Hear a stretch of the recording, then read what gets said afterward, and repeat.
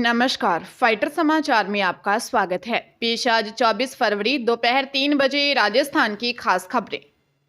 भारत ने champions trophy 2025 में लगातार दूसरी जीत हासिल की। टीम ने पाकिस्तान को एक तरफा मुकाबले में 6 विकेट से हरा दिया।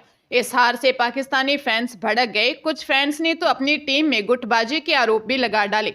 एक होटल में काम करने वाले मोहम्मद इकबाल ने कहा, टीम ने सिफारिश से खिलाड़ी आ रहे, इसलिए हम आज हार गए हैं। वहीं लाहौर में रहने वाले मुबारक कहते हैं, टीम में अपनी अपनी टशनबाजियां हैं, इसी कारण ये हारते हैं। दुबई में भारत पाक मुकाबले की टेंशन लाहौर में भी दिखी।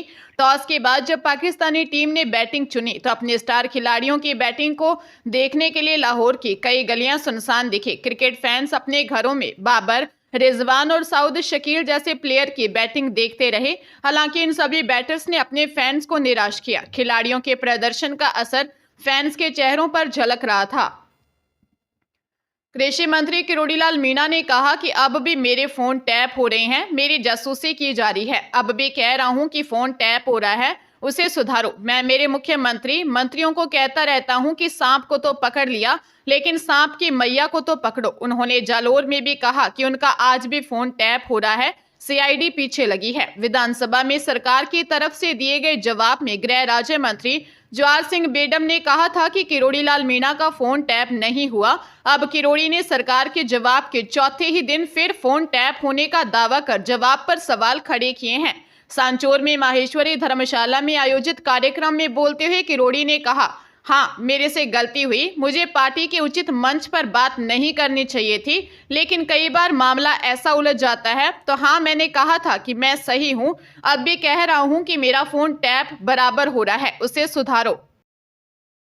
राजस्थान में खेल परिषद के नेतृत्व में ही आईपीएल के मुकाबले का आयोजन किया जाएगा। जयपुर में एडहॉक कमेटी की बैठक के बाद मीडिया से बातचीत में Rajasthan cricket association ad hoc committee के कन्वीनर जयदीप बिहानी ने कहा कि खेल मंत्री राज्यवर्धन सिंह राठौर ने स्पष्ट कर दिया है कि राजस्थान में इस बार आईपीएल मुकाबलों का आयोजन खेल परिषद के नेतृत्व में किया जाएगा। राजस्थान क्रिकेट एसोसिएशन भी मंत्री के अधीन ही आती है, ऐसे में हम उनके निर्णय का स्वागत करेंगे। इसके साथ ही जहां भी आरसीए की मदद चाहिए, हम सहयोगी के तौर पर उनकी मदद करेंगे। जयदीप बिहानी ने कहा कि पिछली बार राजस्थान क्रिकेट एसोसिएशन में काफी विवाद चल रहा था। उक्त वक्त एडहॉक कमेटी का गठन होते ही आईपीएल के मुकाबले का आयोजन भी किया जाना था, लेकिन तब हम कागजी कार्रवाई में ही उलझे रहे।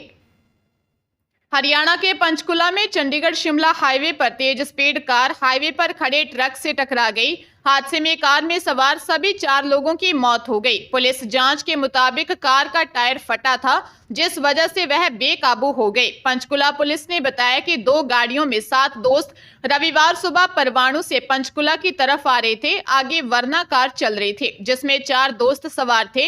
इनके पीछे वाली दूसरी गाड़ी में 3 दोस्त सवार थे। जब वे चंडीगढ़ शिमला हाईवे पर आए तो सोलन शिमला बाईपास पर आगे चल रही वरना कार का बायां टायर अचानक फट गया। इससे कार बेकाबू हो गई। कार पहले हाईवे के किनारे लगे एंगल से टकराई, फिर सड़क के किनारे खड़े पंजाब नंबर के ट्रक में पीछे से जा घुसी। मृतकों में पंचकुला के एमडीसी सेक्टर 5 का 16 वर्षीय वैभव यादव, हिसार का चिराग मलिक, मोहाली का आदिप अर्श अंसारी और ढकोली का 17 वर्षीय आदियन बंसल शामिल है।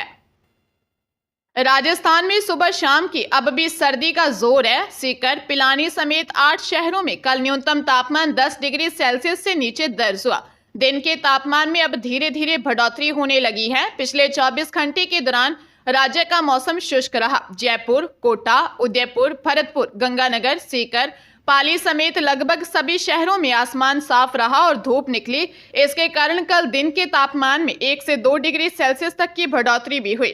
जयपुर मौसम केंद्र ने राजस्थान में अगले 48 घंटे के दौरान कई शहरों के तापमान में 2 से 4 डिग्री सेल्सियस तक बढ़ोतरी का अनुमान लगाया है।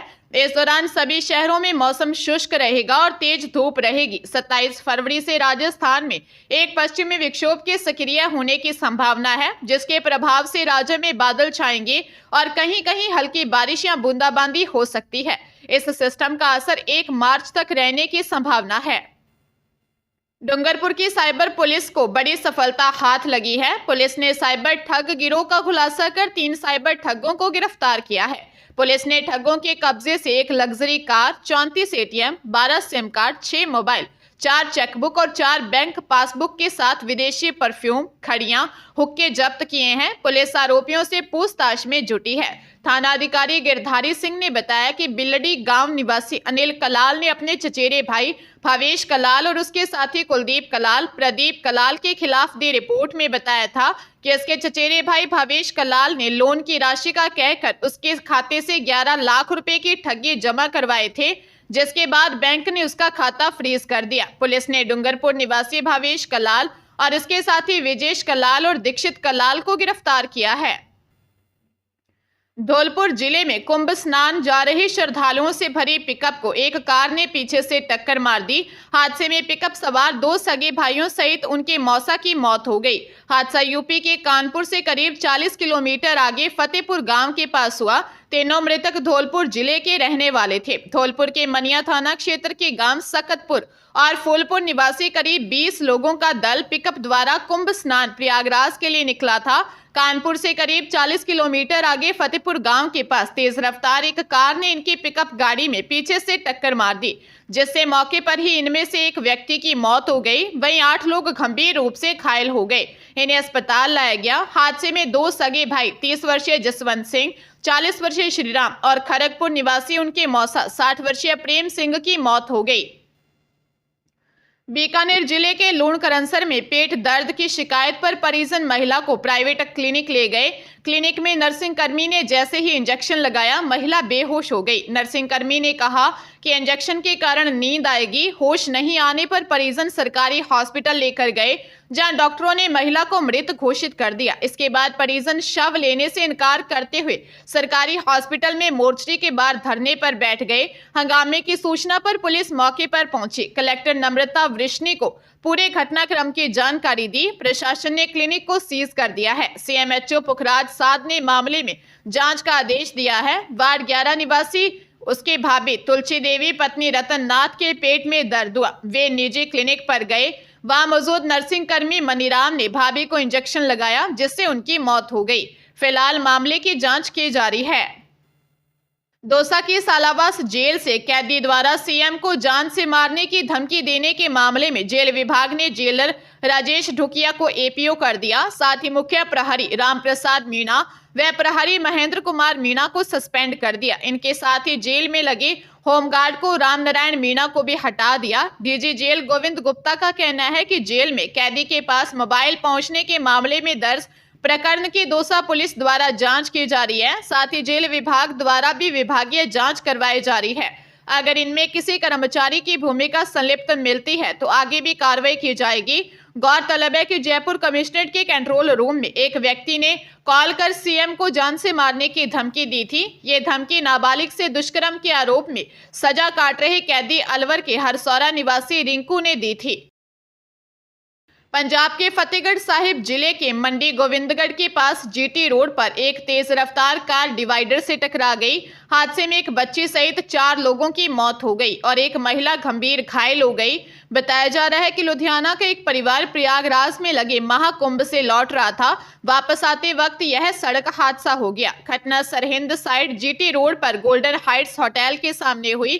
टाटा नेक्सन कार अचानक सड़क किनारे बने डिवाइडर से टकरा गई।